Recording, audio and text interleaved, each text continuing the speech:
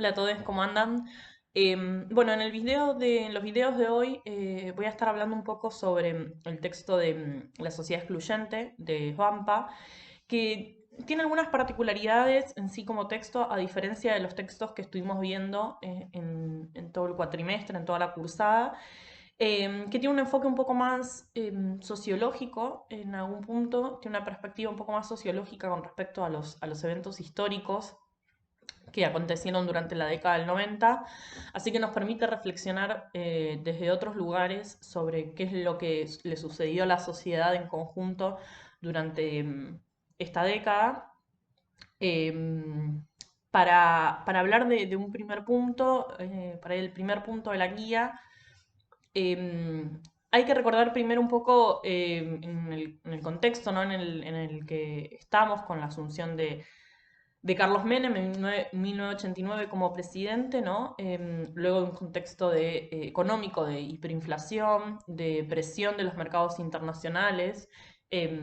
Bueno, muchos historiadores han denominado este periodo, o la renuncia de Alfonsín como consecuencia de un golpe de mercado, ¿no? De presión de los mercados para que abandone su lugar de presidente. Y bueno, y la asunción de Carlos Menem, que él se presenta a través del Partido Justicialista como presidente, como candidato a presidente, ¿no? Y en algún punto hay una idea, o detrás del voto a Carlos Menem hay una idea de una lógica peronista que se va a transformar en la década del 90, ¿no? Y que va a transformar también las formas de gobernar y las formas de hacer política durante esta década.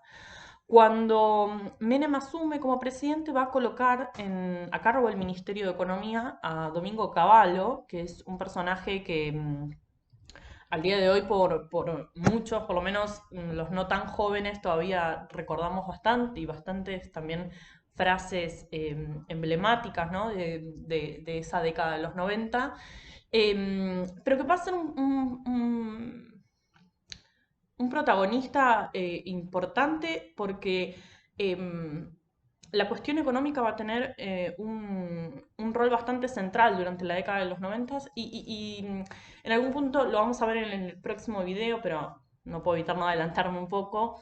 Hay algo del relegamiento que tiene la política hacia los aspectos económicos que le va a dar cierta centralidad, ¿no?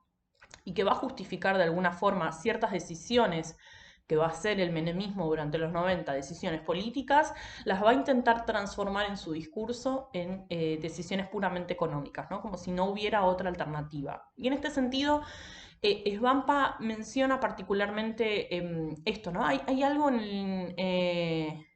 en el discurso neoliberal que comienza a establecerse durante la década de los 90 que lo hace parecer como la única alternativa posible, ¿no? El neoliberalismo y la globalización son procesos que parecieran inevitables, imposibles de no adoptar, ¿no?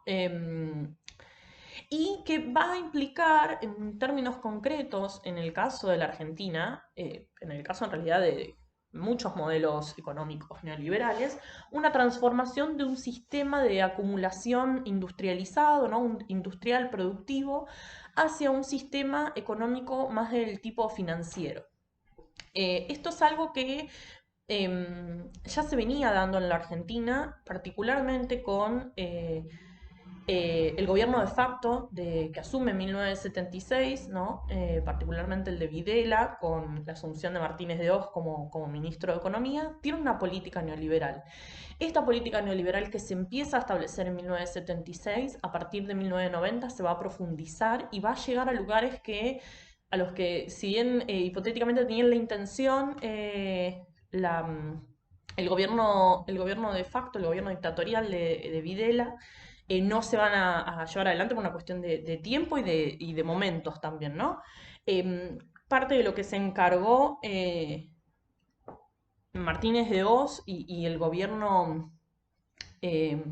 el gobierno de Videla es de socavar ciertas, y lo vamos a ver con la privatización de los servicios públicos, ¿no? De socavar cierta cierto imaginario de intervención del Estado y de los servicios públicos que el Estado debe brindar.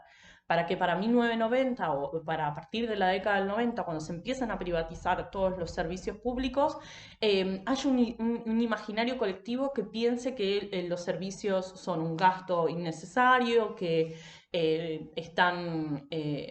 son defectuosos, digamos que le falta inversión y demás, y que el Estado no puede enfrentar eso, y es por eso que es necesario privatizarlos. Es decir, esta construcción en el discurso, ¿no? Del alejamiento del Estado o de ausencia de ciertos sectores o espacios que tradicionalmente el Estado ocupaba, no es nuevo, sino que viene de esto. Desde 1976 a 1982 hubo un esfuerzo por construir esta idea de una necesidad de transformar el rol del Estado. Entonces,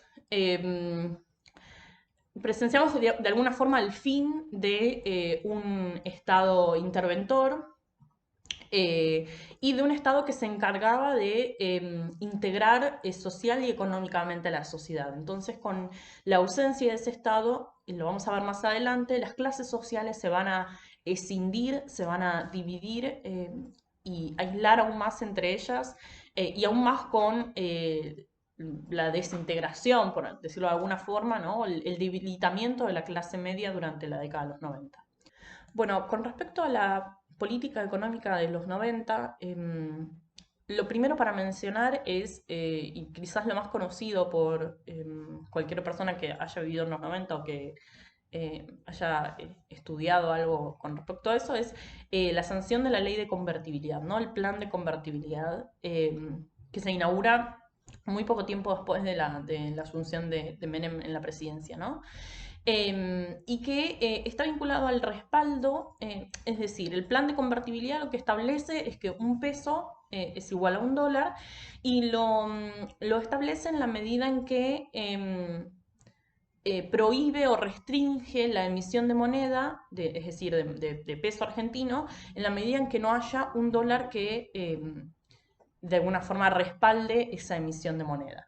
Entonces, cada emisión de peso que se realizaba en la Argentina en esa época estaba respaldado por un dólar o por su equivalente en dólares, digamos, en el Banco Central.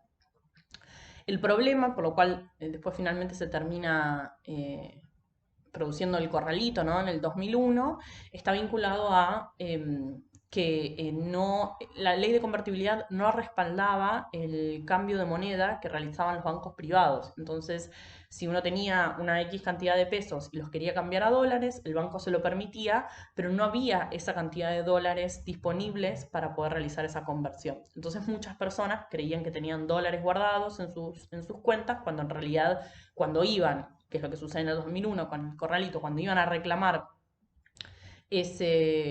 esos dólares, el banco no tenía la solvencia suficiente para poder responder por eso. Bueno, parte del plan, digamos, económico neoliberal implicó, como mencionaba hace un rato, la privatización de las distintas empresas públicas.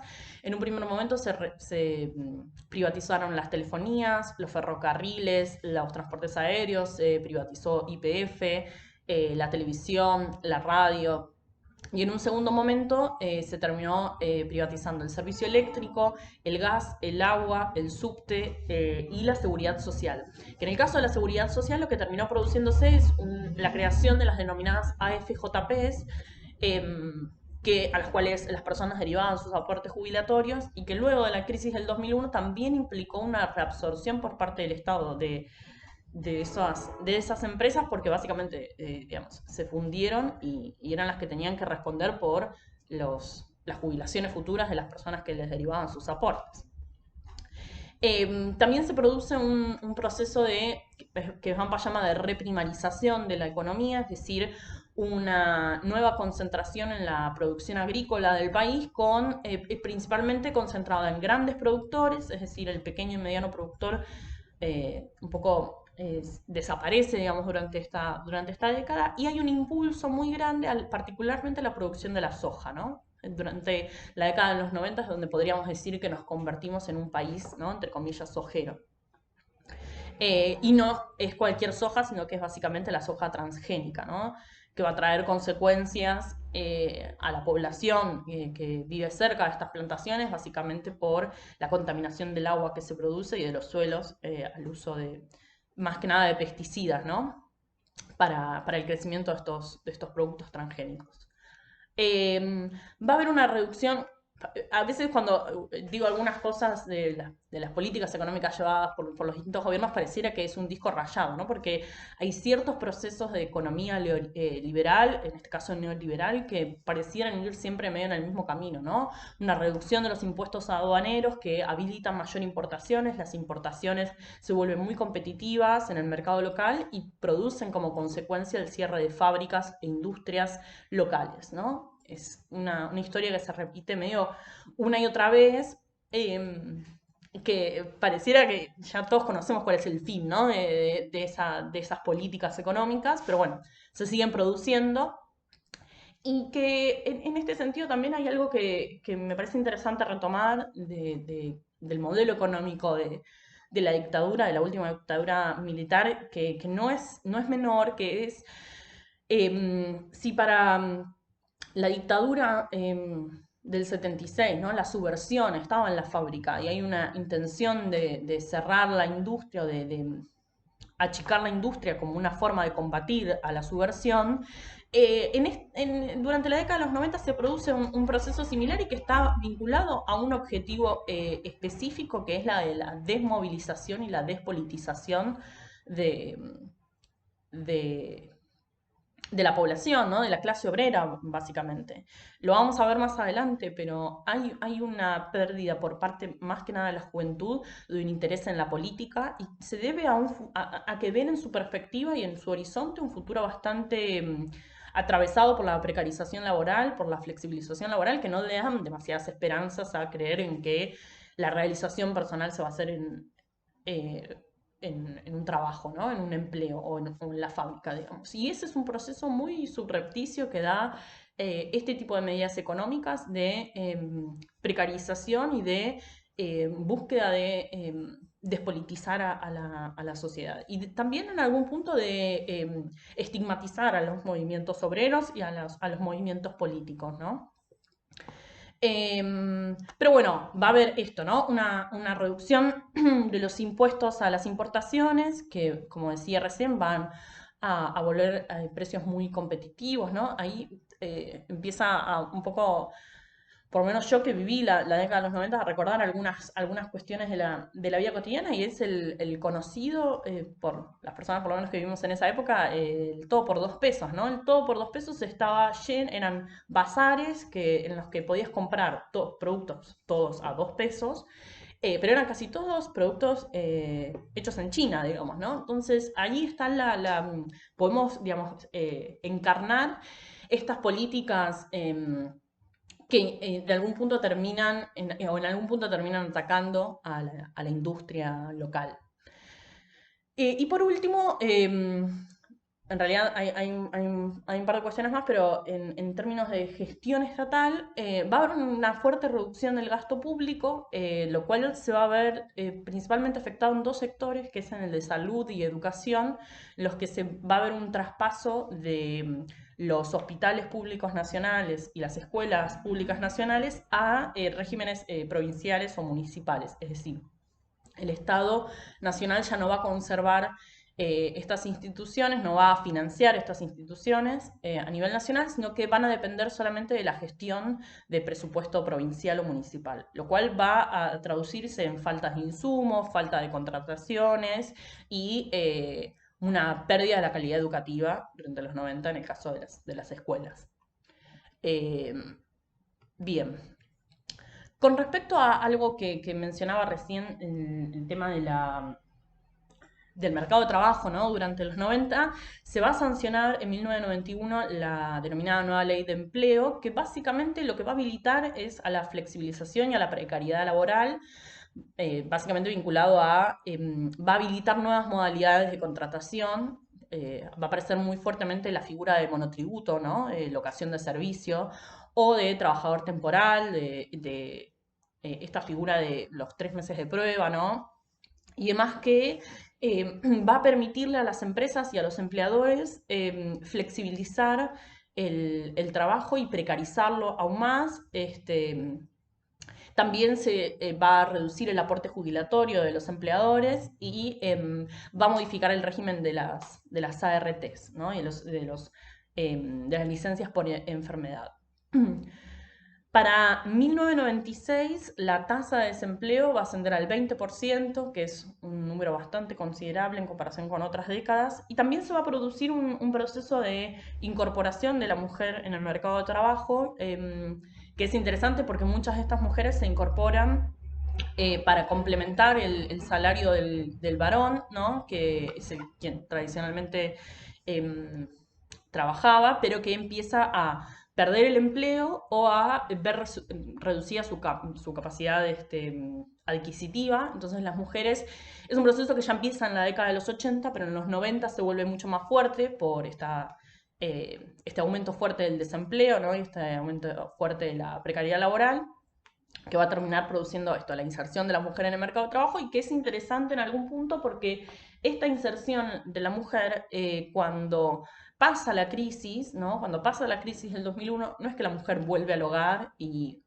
vuelve a las tareas domésticas, sino que es una inserción laboral que perdura en el tiempo y que lo que va a terminar produciendo es una incorporación cada vez mayor y en la medida de lo posible, en la medida en que las mujeres también acceden en mayor medida a la universidad y a estudios superiores, mejores calidades de empleo también, ¿no? Porque obviamente que la inserción de la mujer en esta década es en trabajos precarios, muchas veces no registrados, y por las que probablemente le pagaban menor salario que haciendo el mismo trabajo que un varón. Bien, todas estas medidas que se fueron tomando, como decía, hay un objetivo que es el de la desmovilización, de la despolitización de la clase trabajadora.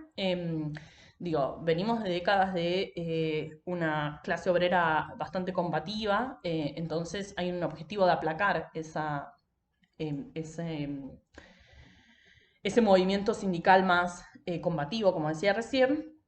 Y también hay un intento de reducción de la capacidad de representación de los sindicatos, pero también se produce una captación, un reclutamiento, ¿no? Del movimiento sindical eh, hacia sectores del peronismo, y lo vamos a ver cuando veamos las transformaciones en las clases sociales. El peronismo o el movimiento más sindical peronista que tradicionalmente o por bastante tiempo había tenido una ala más combativa y que este, se había puesto, digamos, del lado de los trabajadores, por decirlo de alguna forma, va a cambiar un poco su rol y va a ser un poco la vista gorda, por decirlo de alguna forma, a ciertas injusticias o ciertas demandas que va a tener el movimiento obrero durante la década. Bueno, como decía, aparte de la consecuencia de la llegada de importaciones y demás a la Argentina, va a producir el cierre de muchas fábricas, ¿no? Y de pymes. Y también hay otro proceso que se produce en esta década de los 90, que es la llegada de nuevas grandes cadenas internacionales, multinacionales a la Argentina. Entre ellas podemos mencionar dos particularmente. Una es los grandes supermercados, los supermercados que conocemos hoy en día, ¿no? Jumbo, Carrefour, Coto. Bueno, Coto es nacional, pero en su momento estaba el supermercado Norte, ¿no? Había ciertas marcas internacionales que vienen a competir directamente con el almacén de barrio, ¿no? Hay un proceso durante la década de los 90 de cierre de locales de barrio que no pueden competir con los precios de estas grandes cadenas de supermercados. Y también sucede lo mismo con la creación y la apertura de shoppings, ¿no? De los centros comerciales, en donde se establecen marcas también transnacionales, que también dan una sensación, ¿no? De incorporación al mundo, ¿no? En este proceso de globalización hay como una idea de vestirte, ¿no? Con ciertas marcas eh, de primera, digamos, de ciertas de ciertos lugares, no sé, como Nueva York o París, ¿no? Da una sensación de pertenecer al primer mundo, ¿no? Entre comillas. que es lo que vienen un poco a vender estas grandes cadenas de shoppings, ¿no? Y que, de nuevo, van a competir con el local, con con el comercio local, ¿no? De ropa, y que finalmente muchos van a terminar cerrando. Bueno, en el caso de los almacenes de barrio, casi al 100%, ¿no? Para ya avanzados los 2000, son pocos los almacenes barrio que uno puede reconocer, más allá de que después se produce otro proceso a partir del 2000, ¿no? Que es la instalación de estos mini supermercados, ¿no? Y demás, pero el típico almacén de barrio que existía hasta la década del 90 se va a ver altamente perjudicado por la instalación de estas grandes cadenas. Bien, entonces, para resumir, tenemos un modelo económico, como decía al principio, neoliberal, que podemos identificar que continúa o profundiza con ciertas medidas que se tomaron a lo largo de la última dictadura militar establecida en 1976 y que está enfocada a un sistema financiero, ¿no? En el cual hay que pensar que muchas personas que por ahí perdían el empleo durante la década de los 90, les resultaba mucho más tentador con la indemnización de su trabajo invertirla en el sistema financiero que, por ejemplo, poner un local o, digamos, o invertirla en un futuro negocio. Entonces hay un enfoque hacia estimular este sistema financiero. Para eso la ley de convertibilidad va a ser obviamente mucho más atractivo este sistema financiero porque un peso va a valer $1. También le va a permitir, por ejemplo, a las personas de clase media, ¿no? Media alta, viajar a distintos destinos internacionales, ¿no? Y demás, que les va a construir de alguna forma una burbuja en la que ciertos sectores acomodados van a poder pensar que viven integrados de alguna forma en el primer mundo, ¿no? Y en ese sentido hay como un objetivo digamos, de construir ese imaginario. Y al mismo tiempo hay un intento de reducción del sistema industrializado, ¿no? Del sistema productivo, con el objetivo de despolitizar a la clase obrera, ¿no? De reducirla y también muchas veces de criminalizarla. Y eso lo vamos a ver también más adelante. Bien.